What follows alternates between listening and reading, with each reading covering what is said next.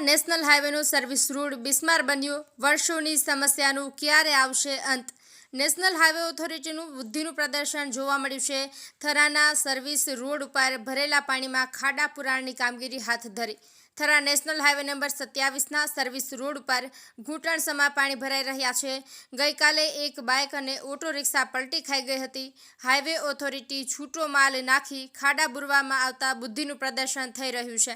વેપારીઓએ ઢોલ વગાડી વિરોધ નોંધાવ્યો। સર્વિસ રોડ પર મોટા ખાડાઓને કારણે વાહન ચાલકોને ભારે હાલાકીનો સામનો કરવો પડી રહ્યો છે। વર્ષોની સમસ્યાનો નિકાલ ન આવતા પ્રજામાં રોષ ફેલાયો છે।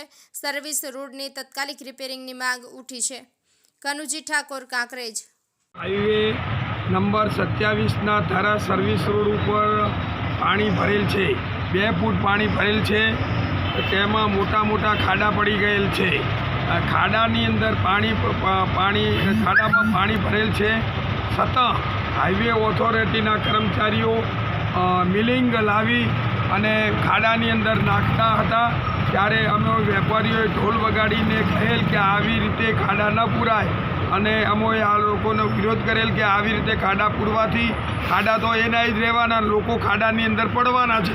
આ ગુજરાતનો વિકાસ છે।